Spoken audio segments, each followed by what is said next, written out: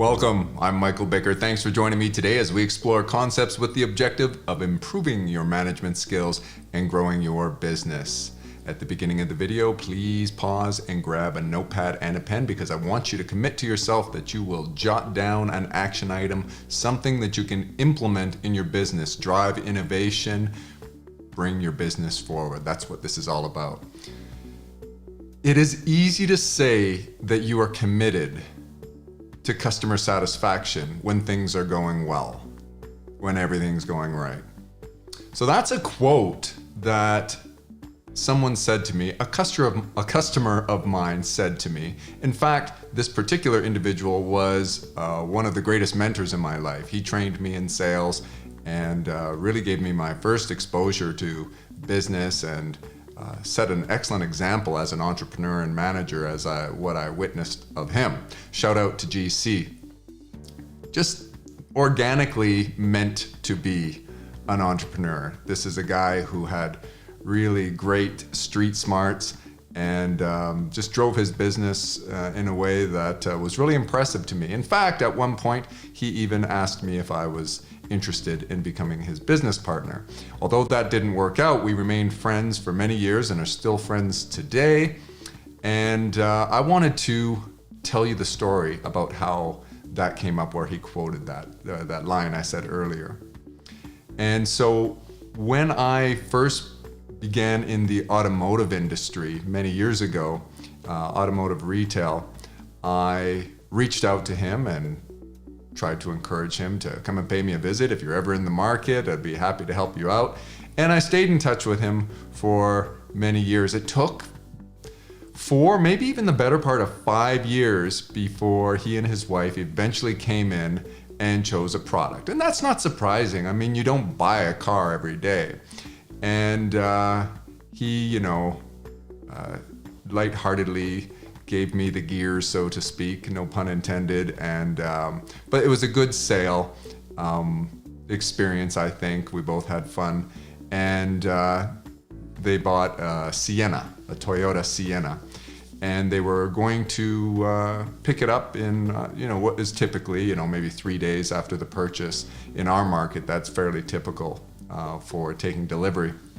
And when that happened, when they came to pick up the vehicle, we went through the delivery process, showed them all of the features and benefits, that kind of thing, familiar. And they were very excited, of course, first new vehicle in a very long time for the family.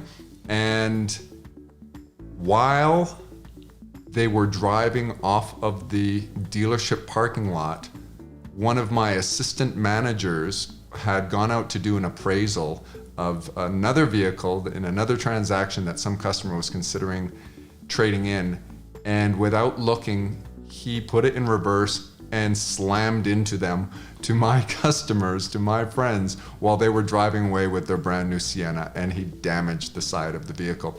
Not insignificantly either. Can you imagine? Can you imagine the horror for the customer? It's like, you've got to be kidding me. We just finally picked up this new vehicle, and now what we had to do was send it to the collision center, to the body shop. And then, so we got that repaired for them. And then it turned out that, I forget if there was a back order or just some sort of negligence on behalf of the dealership that we did not install one of the accessories they ordered, which was just all-weather mats. And at the time, they weren't included as standard as they are now. And so that it must have been some incompetence, because I think they had to point it out to me. So I arranged for those. And then I brought those to their place of business and I installed those myself. And then what was happening, I don't know, about a couple of weeks later, I don't remember the exact timing, but at the time, Toyota was undergoing some real problems with their supplier of radiators for the Sienna. And they were issuing a recall. But before the recall had been issued, my customer, in their newly repaired Sienna with their new mats, had the radiator basically give way on the middle of a fairly busy thoroughfare that they were driving on, and it leaked all its fluid all over and was in danger of overheating. And I got the phone call on that. We had to look after that. So just, strike one, strike two, strike three. we got that handled for them, and I actually don't remember all the details of what I did to try to make this right. You know, it wouldn't surprise me if there were courtesy vehicles involved. Of course, that seems natural and everything. But once things were all good, they were very delighted with their vehicle, and I got the call from this customer, from this former mentor and former employer, and he said that to me. He said, you know, Michael, it's really easy to say that you're committed to customer satisfaction when things are going right, when everything goes right, when everything's going well. When things fall apart like they did in our instance, that's where you get to see a business's real commitment to customer satisfaction. And he told me, he commended me, he said, I just want to let you know we were really impressed with how you handled everything. He let me off the hook a little bit and wasn't holding me personally responsible for the problems that they had experienced, and it was a real impactful moment for me. And I shared that story with my team many times. By the way, after that, they bought another 3 or 4 vehicles. I think they bought 5 vehicles from me. I think it was 2 Siennas, a Prius, a Camry Hybrid, and Echo or Yaris hatchback, if memory serves me correctly. Anyway, we had many successful transactions after that, and as I say, we remain friends to this day. And I've shared that story many times, and now I'm sharing it with you because I think there's a lot of insight in there. And think about in your business when things are going well. I hope things are going well for your business. Certainly what happened with this customer, the anecdote I just shared, was not typical for our business. And we'd have been out of business if that kind of thing constantly occurred. And it was one of those situations when it rains, it pours. The poor guy, that poor family, everything seemed to happen and go wrong for them. But we had to be audible ready when these problems occurred. We had to immediately make a commitment to making it right. And that probably sounds obvious, as so many of the things I like to discuss are, because things that are obvious, the reason I like to discuss them, things that are obvious and should be intuitive are very frequently not practiced with business owners and in management. And I'm not sure why that is. Maybe it's because things are obvious that we assume things are going to occur. But that's a topic for another discussion. Today I want to talk about what do you do when things go wrong, and I want to talk about what value there is in those things going wrong, like in the story that I relayed. Think to a time in your business where you had something similar with a customer, where when it rains, it pours, and it may be atypical of your business to have a series of problems with one customer, but anyone who's been in business for any length of time has experienced this with more than one person. And the right thing to do is to frame it through the lens of an opportunity. This is an opportunity to ask yourself, why is this occurring? And get to the root cause of the problem so that you can create resolutions and put things in place. So it's one thing to be able to react and respond, and that's part of what I wanted to get you to reflect upon today. What are you committed to do when something goes off the rails for a customer? How far are you willing to go? I used to tell my customers, I can assure you of this, none of my competitors are prepared to do as much to keep you happy as I am. And I meant that. I could say that with posture because it was genuine. I really believed in customer retention. And think about it, these things that we're discussing are no fault of the customer. But ironically, sometimes you get contempt in these situations for your customer. That sounds ridiculous, but it happens because maybe they are communicating with you with a really annoyed tone of voice. They are maybe coming across really abrupt and not very kind, and you start making excuses and you get on the defensive, and then you start thinking, oh, that's not a very nice person. You can't do that. Of course, in business, you need to understand, you need to be very empathic and put yourself in the shoes of the customer and understand that this is a bad moment for them. They decided to put their trust in you, and it's incumbent upon you. You are obligated to make things right. And I would say you need to do everything within reason. Of course, within reason are the operative words. And since it's not their fault, you should not only make things right, to make things right, I guess I gotta say, is not just about getting them back to square. You also have to compensate for the inconvenience. And time is a big one. When you are inconveniencing people and they have to wait and they're wasting a lot of time trying to solve the problem, you need to compensate for that as well. So today, maybe what your homework is to try to brainstorm the various things that you run into. Maybe they're very sporadic, these problems that occur, and hopefully because you're managing your business very well, you've got your logistics tuned in really well, and these things don't happen very frequently. It does take some time to reflect and think, what has happened? What has happened over the years? Because these things can recur. And then what you do is you start to think, what will I do to compensate somebody if this occurs in the future? Now that's the first part of what I'm talking about here, is what to do to compensate, to make things right, to bring the person back to beyond square with you, but actually regain their trust and have them want to continue to engage in business with you in the future. So think about those things. What is it? And of course, I mean, in my example, it was the sale of an automobile. At that time, that might have been a $40,000 or over a $40,000 investment. That kind of thing is really major, and so maybe you have to do more in that instance than those of you who are selling items with ticket prices that are maybe less than $100. But the profit margin in a vehicle is not that large, and sometimes those lower ticket items have much greater opportunities for you to satisfy customers, to make things right because you had a good profit margin.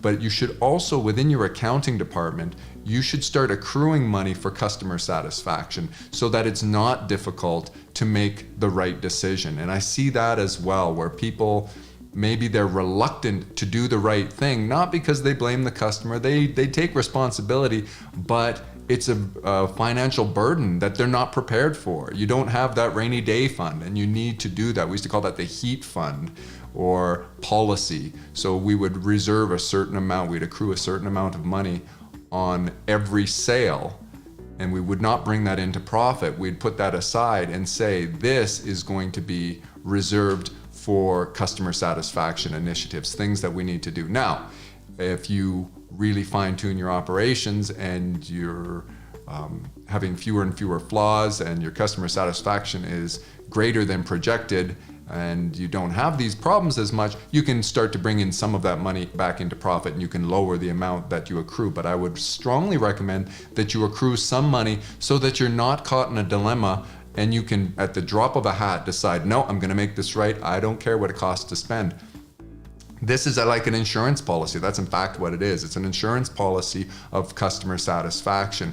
And you're not spending, so let's say you're reserving X number of dollars per transaction. You're not spending that amount on every customer. What you're doing, like in any insurance policy, you are cost averaging. So you're not spending that money whatsoever on most people, and then something goes wrong, something goes off the rails, and you need to, and you can, with great confidence, knowing the money's put aside, it's there, we have that insurance for customer satisfaction, and we're going to use it right now and make this customer square. And sometimes you are doing something that's far more costly than what the value of that transaction even represented to you. And that is fine because you're investing in long-term customer satisfaction, customer retention, referrals, and that kind of thing.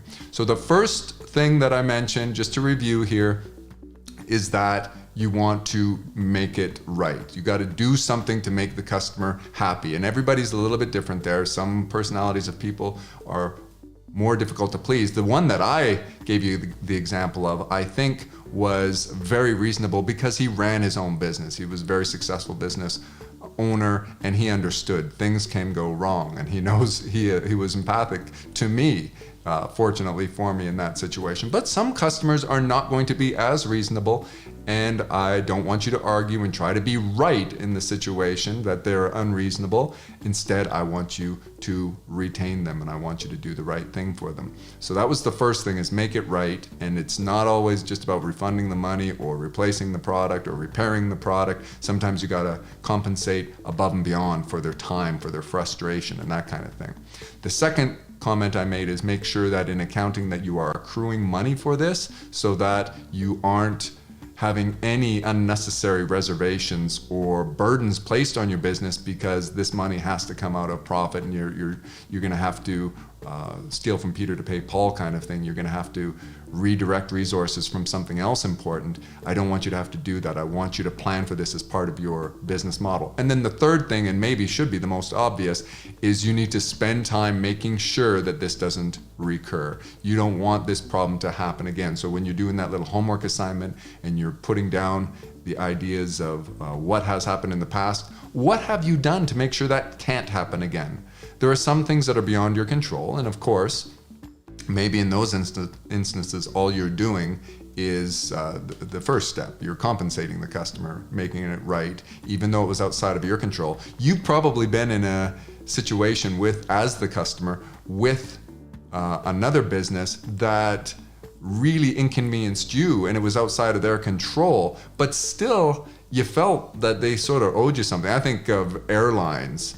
And I get it, sometimes weather or other things, maybe it's something to do with the airport and they don't run the airport as the independent airline, and you have a major delay and maybe you're gonna miss a wedding on the other end, an important meeting, or even you're gonna miss out on a day or two of your vacation because of the delays. You have to stay overnight in a place you hadn't planned on, this kind of thing.